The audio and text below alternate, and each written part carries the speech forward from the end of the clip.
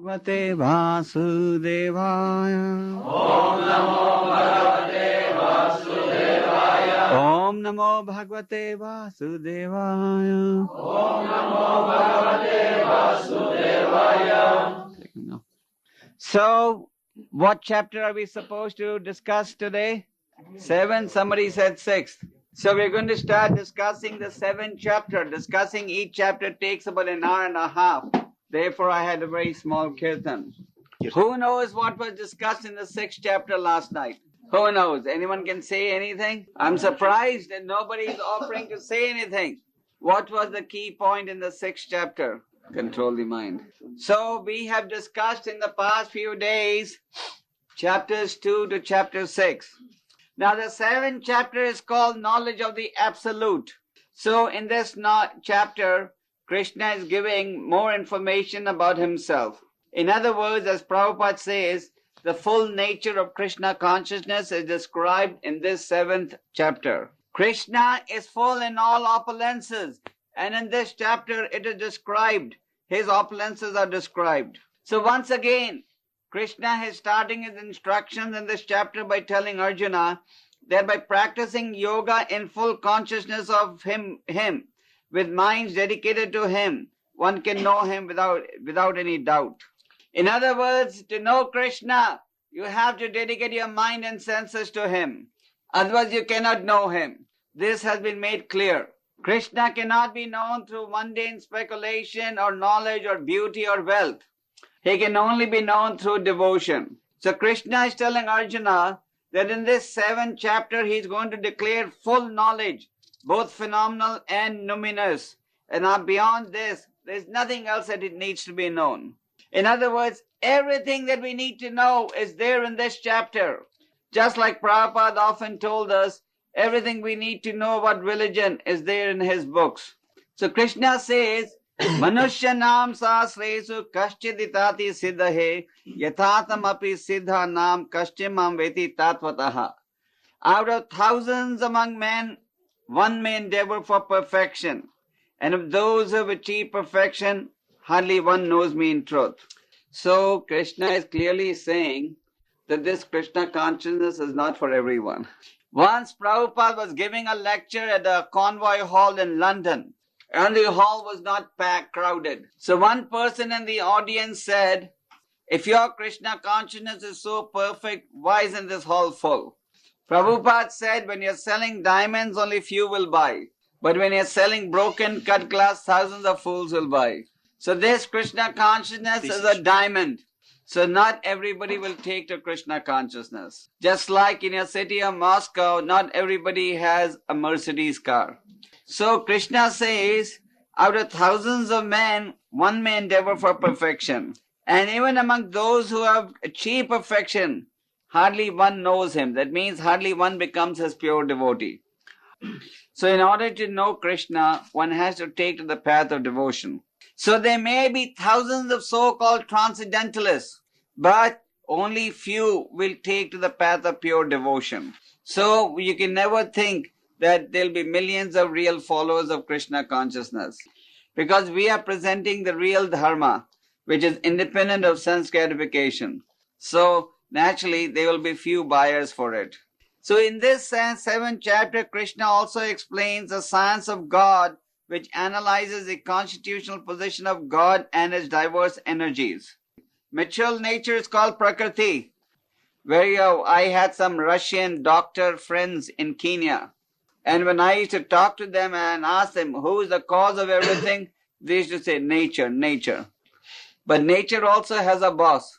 So Krishna says, Bhumi rapo nalavayu kham mana buddhi evacha ahankar itya me bhinna prakriti astada. Earth, water, fire, air, ether, mind, intelligence and false ego.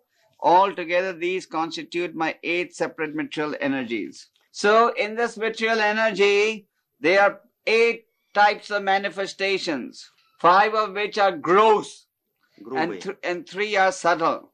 So within the 5 gross elements, gigantic material elements, earth, water, fire, air, ether, There is the manifestation of physical sound, touch, form, taste and smell. Just like with the eyes we want to see something beautiful, with the ears we want to hear something nice, with the tongue we want to taste something and so on. So all this is due to a combination of earth, water, fire, air, ether. Now Krishna also says that besides these gross elements of mind, there's another that is a living entity. This is very nicely stated by Krishna in the following verse.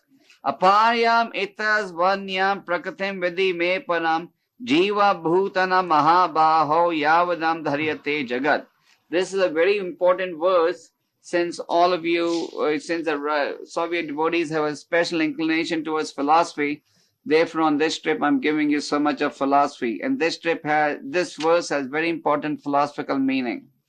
Besides these, O mighty armed Arjuna, there's another superior energy of mind, which comprises the living entities who are exploiting the resources of this material inferior nature. So what Krishna in the previous verse has already stated that there is one inferior energy of mind. Now he's saying that there's a superior energy of his also. And who is in the superior energy? The living entity. So the superior energy, the living entity, is exploiting the inferior energy. This cosmic manifestation has no power to move unless there is somebody who moves it, pushes it. Just like you may have a Mercedes car downstairs, but unless there's a driver to drive it, it will not move. You may have the oil below the earth, but unless somebody drills for that oil, there will not be any oil. So the point is that the superior energy, the living entity, is the one who exploits the inferior energy. That's okay. So we must understand that this material nature, earth, water, fire, ether, the mind, intelligence, false ego, these are all created by the Lord. But this is inferior nature, and the superior nature is the jiva or the living entity. Now the living entity is considered to be belonging to the superior energy because he is also eternal, like the Supreme Lord is eternal. He is one in quality with the Lord, but not one in quantity. Just like you have that river that runs through Moscow. What's that river? That Moscow river. So if you take 1 spoon of taste from that Moscow river and the rest of the water, it is the same taste. But that 1 spoon of water is less in quantity than the vast ocean. So similarly, we are one in quality with the Lord, but not one in quantity. You may have 10 rubles in your pocket, and the millionaire may also have rubles, but he may have millions of rubles and you may have 10. So they're one in quality, but not in quantity. So Krishna clearly says that material and spiritual, whatever you say, everything is actually coming from me. Because everything that exists is a product of either matter or spirit. Spirit is the basic field of creation, and matter is created by spirit. This material energy is created based on spiritual energy. The material world is created based on spiritual energy.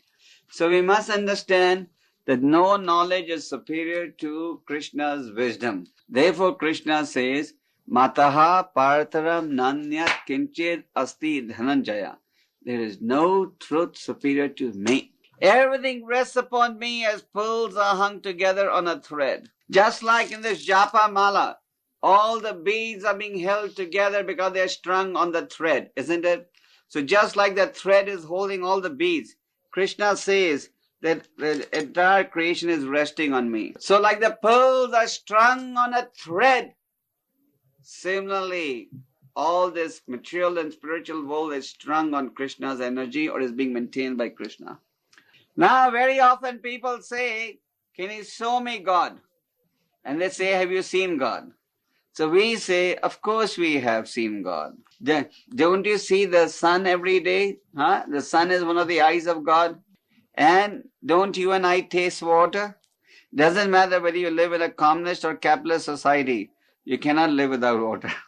So Krishna says, Rasoham apsu kaunteya, I am the taste of water, the light of the sun and the moon, the syllable Om in the Vedic mantras, and I am the sound in ether. And whatever ability that man has is actually coming from Krishna. Somebody may design a very nice building and he may even get the Nobel Prize. But Krishna says, I am the ability in man. Whatever ability you have is because of me.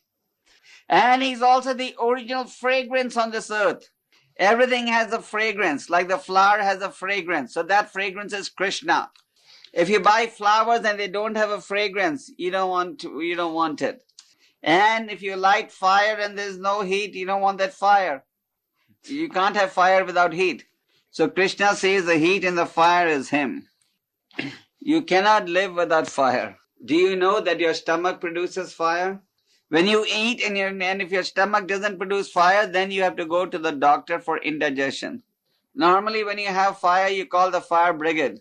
But when your stomach produces fire, you don't have to call the fire brigade. And he's the life of all that lives. So the life that you have is Kṛṣṇa.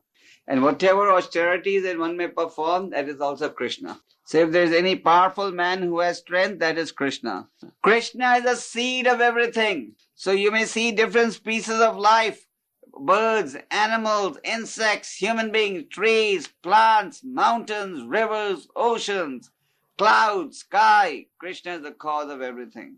So a strong man who is not exhibiting passion and desire, that strength represents Kṛṣṇa. Or that strength is coming from Kṛṣṇa.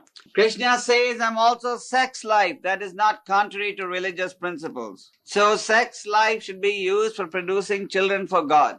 So sex, according to religious principles, has a function. It is not that we are against the use of sex life, but it must be used properly for the right purpose. And when sex life is being misused, then it becomes animalistic life. So whether something is manifested due to the mode of goodness, passion, or ignorance, it is actually all coming from the Supreme Lord.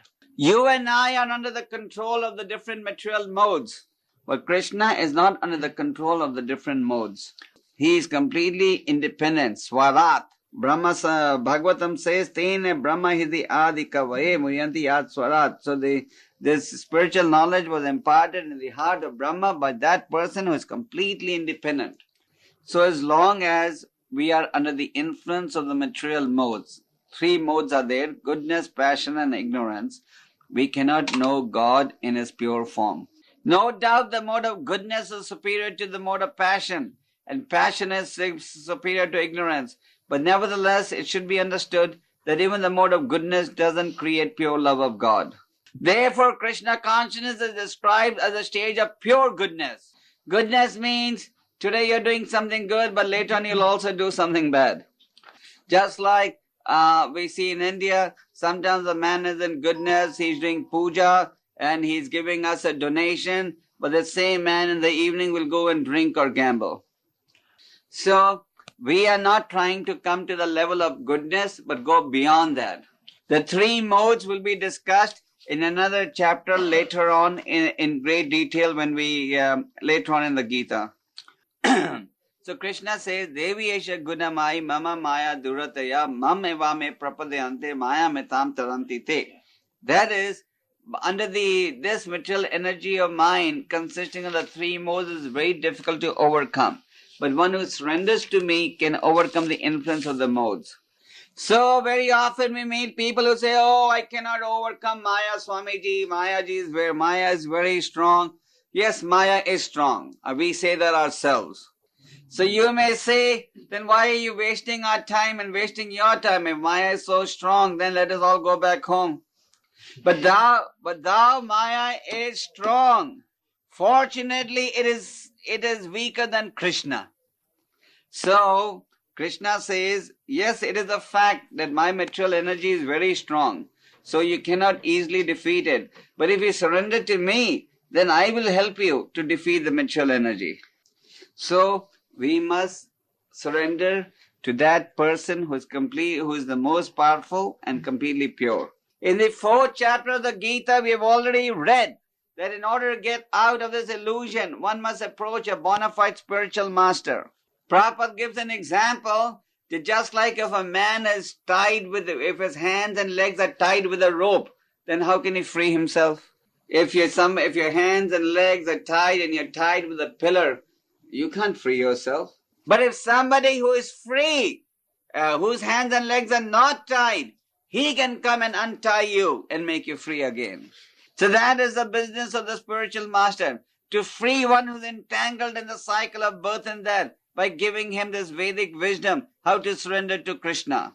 So we can defeat Maya. Please don't think that the attraction for sex life, let's say gambling, etc. is so strong that you cannot give it up. You can easily give it up once you take to the process of chanting the holy names and engaging in devotional service. So we must have full faith and confidence that we are on the path of devotional service, which is very strong and which gives us pleasure, far superior to anything that Maya can ever give you.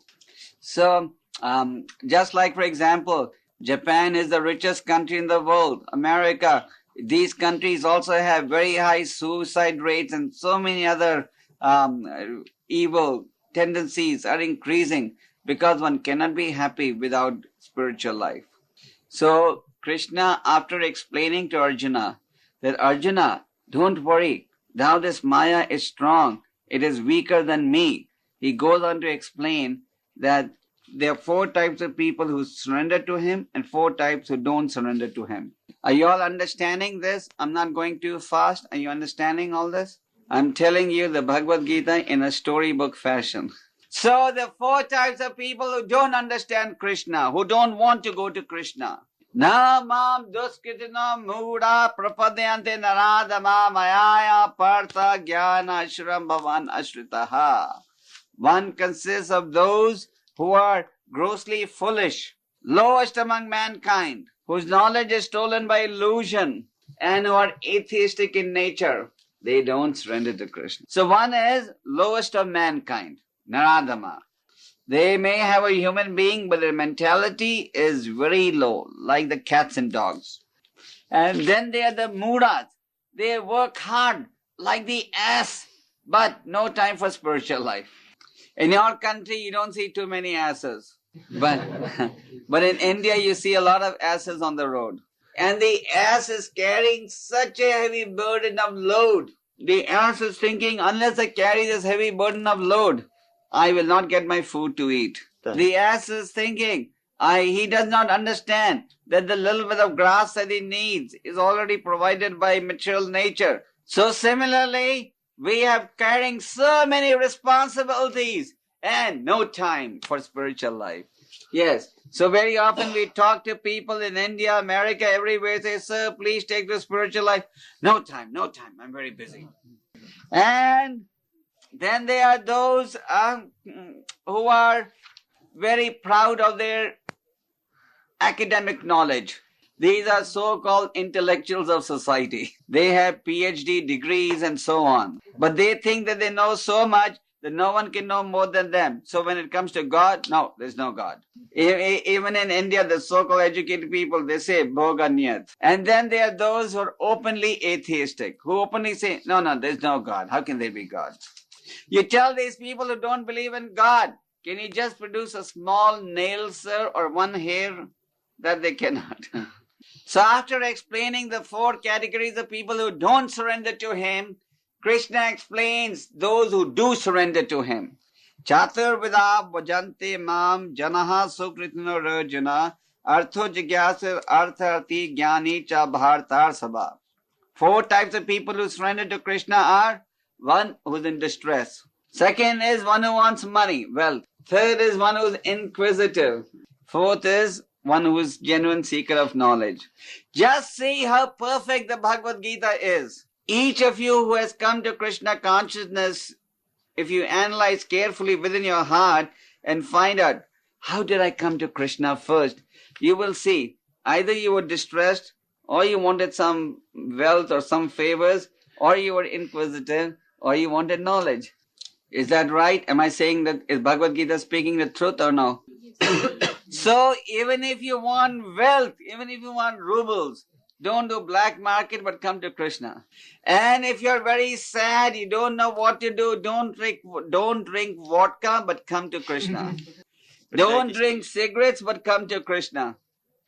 Don't smoke cigarettes. Because generally people smoke cigarettes because of being nervous. The materialist, when he has many problems, what does he do? Watch TV, smoke cigarettes, and drink whiskey.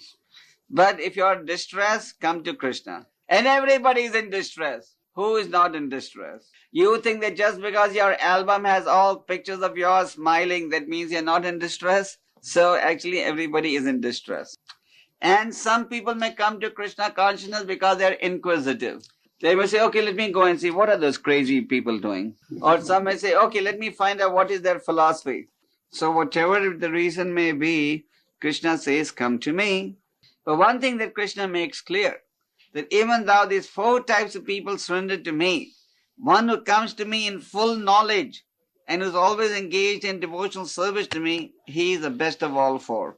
For example, if you understand that here I am, Krishna is the Supreme, and as a part and parcel my business is to serve him, and you engage in devotional service with knowledge, then that is considered the best type of service. In the beginning, one may approach Krishna for material motives also. But if one is sincere, gradually he gets purified and he comes to the path of pure devotion. In the Srimad Bhagavatam, there's a very wonderful story of Dhruva Maharaj. In the beginning, Dhruva Maharaj practiced austerity in the forest because he wanted to have a kingdom which was the most opulent, more opulent than his father, grandfather, great-grandfather. But then he got so purified by the austerities that he performed that in the end, when he saw the beautiful form of the Lord, he said, now I don't want anything but just devotion to you. Dhruva said, I was a fool looking for broken cut glass, but now I found a diamond. So I don't want any material opulence from you, but just the association of devotees so that I can serve you. So when you're looking for some material benefit in exchange for your devotion, it is like broken cut glass. When you step on broken cut glass, you will cut yourself. But devotional service is a diamond. So Krishna says, Bahunam janmanam ante jnanamam prapadayante vasudeva sarvamiti sabhatma sidurlabhaha. After many, many births is he the fortunate soul who takes to the path of pure devotion, understanding me to be the cause of all causes. So all of you who have now come to the path of devotional service have gone through many previous births where you did some service, but now you have come to this after many, many births. So we should take to this path with complete determination, and then you will succeed. After explaining all this, Krishna is again coming back to the topics of demigods. You may remember that in the previous 2nd chapter, 3rd chapter, Krishna has already given us hints about demigod worship and pointed out how it is subordinate to his worship. So you may want to question, why do people go to demigods? Why? After all, why doesn't everybody go to Krishna? So Krishna replies to this question by saying, Kamesthate hirta jnana prapadyante devata tam niyamam astaya prakritya niyata swara. That those whose intelligence has been stolen by material desire, they go to the demigods and they follow some rules and regulations. So in exchange for that, they can get their material benediction rewarded. So generally those who worship demigods are those who have material desires to obtain. And those who worship the Supreme Lord are those who want pure devotion. So the point is that we approach the Supreme Lord because we want pure devotion. So we must understand that Krishna is situated in everyone's heart as a super soul. And because he's situated as a super soul, he guides us according to our desires. How is it that one man comes to Krishna, one goes to demigods, one becomes an atheist? How is it that one man is walking around as a free citizen and another man is in the jail? The man who is in the prison house is in the prison because he has violated the laws of God. And the man who is free is walking on as a free citizen because he has not violated the laws of the government. So similarly, the Lord is in everyone's heart. And if you want to go to the demigods, he'll give you that type of intelligence. If you want to forget him, he'll give you that type of intelligence. And if you want to come to Krishna, he'll give you the same intelligence. Now the less intelligent people think that if they're worshipping some demigod and they get some material benediction, that benediction is actually coming from them. Actually, everything is coming from the Supreme Lord. Just like in the Soviet government, you have Mr. Gorbachev as the head, and then you have different ministers. So if a minister approves something, it must be understood that the minister is approving it because it has the blessings of Mr. Gorbachev. So whatever the demigods give, actually they are able to give because of the blessings of the Supreme Lord. So, the scorpion lays his eggs in the rice. And sometimes less intelligent people will say, oh, the rice gave birth to the eggs. But actually the eggs were laid by the scorpion. So, those who want to worship demigods are given the intelligence in the heart by the super soul to worship the demigods. But you cannot think, and Krishna confirms this, that by worshipping demigods you can come back to me. The result of demigod worship is temporary benefit only. And when you worship the Supreme Lord, then there's permanent benefit. And those who worship demigods go to the demigods, and those who worship me, only they come to me. Just like you cannot expect that you can buy a ticket to Leningrad and with that ticket travel to Tashkent. You cannot buy an airflow ticket to Leningrad and think that ticket will take you to New York. So if you worship demigods, you go to demigods and again go through the cycle of birth and death. And if you worship Krishna, you go to Krishna and you terminate cycle of birth and death. Krishna has already explained that those who worship demigods are considered to be less intelligent. Now Krishna also explains that those who think that at one time he was impersonal, but now he has assumed a personal form, are also less intelligent. Krishna says because of their small knowledge, they do not know his higher nature which is imperishable and supreme. Why is it that you and I can understand Krishna, or at least we are trying to understand Krishna and some others do not? Naham prakasha sarvasya yoga maya samavrataha mudayam nami janati lokamam ajam avyayam. Krishna says, I'm never manifest to the foolish and unintelligent. For them, I'm always covered by my internal potency, and therefore they do not know that I'm unborn and I never make any mistakes. I'm infallible. So Krishna has already explained, if you remember, in the 4th chapter, that he is unborn and he never makes any mistakes. You and I always make mistakes. But Krishna doesn't make any mistakes. Even when Krishna was on the planet 5,000 years ago, only few people could understand, here is Supreme Lord. Even the cousins of the Pandavas, the Kurus, could not understand that here is the Supreme Lord. So Kunti Devi says that, my dear Lord, you are covered by your internal potency, namely Yoga Maya. And therefore people cannot understand him. Just like the sun is covered by the clouds. And when the clouds are covering the sun, you cannot see the sun. So the point is, when Krishna is covered by Maya, he cannot be understood. But when the Yoga Maya curtain is not there, that is, through the medium of bhakti, you can destroy the Yoga Maya curtain, just like the sun can destroy the fog. And then you can understand Krishna. Another feature of the Lord is he knows everything that happened in the past, everything that's happening today, everything that will happen tomorrow. Just like in the 4th chapter we saw that when Krishna told Arjuna that he explained this knowledge to the sun god Vivaswan, Arjuna was confused and he said, how am I to believe that you gave this knowledge to Vivaswan when he's senior to you by birth? So Krishna knows everything about the past, he knows today, and he also knows what is tomorrow. Therefore, this knowledge is called Sanatan Dharma, which means eternal religion. We cannot think that this religion belongs to India, or this philosophy is 5,000 years old, so it cannot be applied today. So this philosophy is for entire humanity. So we must understand that this is Sanatan Dharma, or the eternal religion of the living entity. Just like the dharma of water is to be liquid. And what is the dharma of sugar? Who knows? And the dharma of sugar is sweetness. So the dharma of every living entity is to serve God. So the living entity is born under ignorance.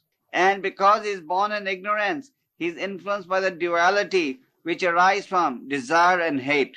Today you like something, tomorrow you hate it. So that is on desire and hate. Today you get married, tomorrow you have a divorce. That's why in your country the divorce rate is what? 60% they say. So there is desire and hate. Today you like someone, tomorrow you hate that person. We have to be transcendental to that understanding. So as long as you are transmigrating, as long as you stay in material world, you have to go through the cycle of birth and death. So those who are trying to get freedom from the cycle of birth and death, Krishna says, they come to me. So coming to Krishna means engaging in devotional service. They are the real Brahmins. One, because he understands Aham Brahmasmi. Aham Brahmasmi means I'm not this body but pure spirit soul. So being on the Brahman platform means being on the transcendental platform of devotional service. So Krishna says, if you have this understanding that I am the cause of everything material and spiritual, there's no truth higher than me, and everything material and spiritual is all coming from me, and the demigods are also under my control, and all sacrifice is meant to understand me, then even at the moment of death, one will remember me and come back to me. So this is briefly the summary of the 7th chapter. Prabhupada explains that in the 7th chapter, Krishna explains how one can become fully Krishna conscious. The beginning of Krishna consciousness is association with devotees. And as we associate with devotees and chant and read, our faith in the process increases. Just like as the patient takes medicine, his recovery becomes better. So by this knowledge of the Absolute, we gain a proper understanding of who God is. And when you know who God is and how great God is, then you know how small you are. And when you know how small you are, then you surrender and serve that great master. Hare Krishna. So this was the summary presentation of the 7th chapter of the Bhagavad Gita. Okay, are you finding this presentation interesting, everyone? I hope it is not going above your head, because I'm trying to present the philosophy in a simple storybook fashion. Okay, so now I can take on 𝐃𝐤𝐬𝐭𝐫𝐚𝐜𝐿 vaprose, but only 4 or 5 vaprose, and only intelligent questions based on what I said. Those 8 kinds of people who are surrendering to Krishna, and those 4 types, not 8. Yes, those who are not surrendering. These are pure kinds of. Srila, what's that? These are just, strict borders of those. These are just broad categories. They can mix to each other. They can mix with each other? Yes. What do you mean? One can surrender to Krishna because of desire of wealth. And yes, sure. And simultaneously, you can have a combination of these different desires. What's he saying? How can you have 4 that surrender and 4 types that don't surrender? Either you surrender or you don't. You can't be 1 foot back front and the 2nd foot back. One who is in ignorance and simultaneously he wants for money. Yes, so what's your question? Why not? Everything is possible. Okay, next question. Yeah. Yes.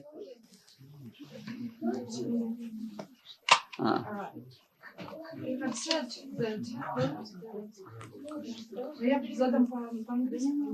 What's that? You have said that the devotional service can dissipate the cover of Yoga Maya.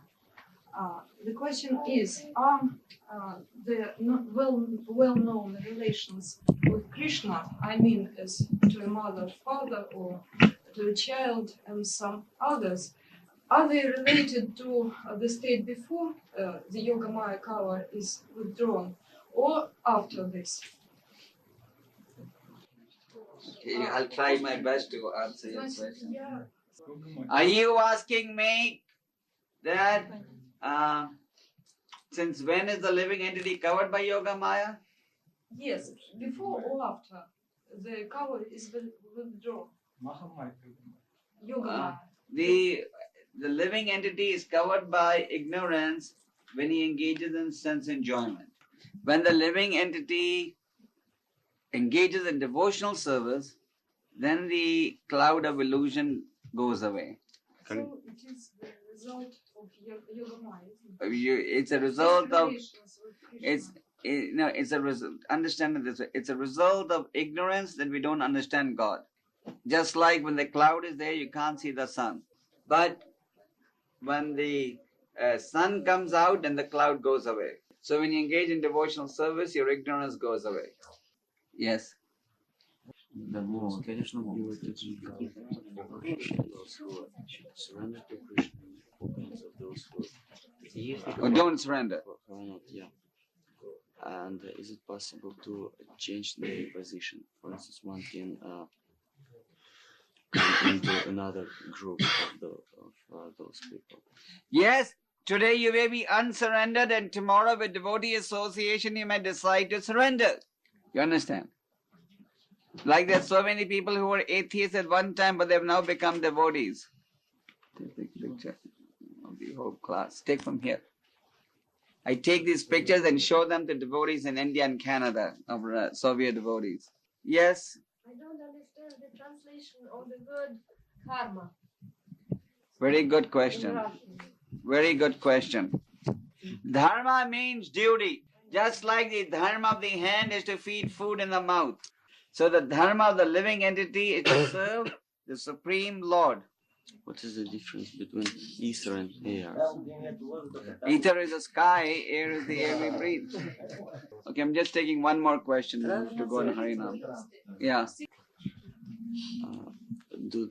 Are the modes of material nature, everything, everywhere, remain unmanifested, or by devotional service sometimes we can perceive them or see them or feel them? By devotional service, you begin to recognize the difference between right and wrong. Just like when you were a child, you didn't know the difference between right and wrong. But now when you grow up, you know the difference.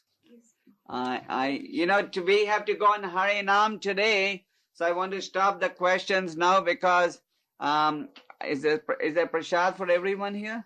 So the prasad is ready. Now, yesterday I had explained to you the glories of Harinam. Harinam is our most important activity. Harinam means distributing the mercy of the Lord. So when we have Harinam, all of you should please take part in it. But today, after having prasad, all of you promised me yesterday that you will go on Harinam. Do all of you know where we are going to meet? Now where? I don't know where. So, we will start the Harinam there. How long will it take from here to go there? How long is Arbet Street from here? How far? 40 minutes. So, 40 minutes maybe. So, listen, quiet. We will start the Harinam there at about 6:30. By 6:30, everyone must be there. And then we will do the Harinam till at least 8 o'clock, huh? Of course, you will have to excuse me that I will not be able to take part in. I will be there, but I will be there in karmic clothes. So, please excuse me, but I have some very serious limitations. Now, Tuesday, Wednesday, Thursday, I will be lecturing in Leningrad, and Friday I'll be here again. Yes. But on Friday, I'll start the program at 11 o'clock in the morning because I have to finish everything by 4 o'clock. I have to leave at 4. By 11:30, we can do here only. Is this convenient for everyone? Yes. Convenient for? Okay. So Friday at 11:30, I'll be here. Now I want all you devotees to go on Harinam regularly, even when I'm not here. Can you relate us some main points of your lectures in Leningrad? Yes, actually, on this trip, I'm going to continue the lecture series on Bhagavad Gita. I'm going to lecture on chapter 8, 9, 10 in Leningrad. And when I come back Friday, I will do lecture 11, or even maybe in Leningrad, I will do 2 chapters a day. So, thank you very much. And, okay. So, you all will be here on Friday also? Gopāl Krishna Maharaj ki Jai! Gopāl Krishna Maharaj ki Jai! Gopāl Krishna Maharaj ki Jai!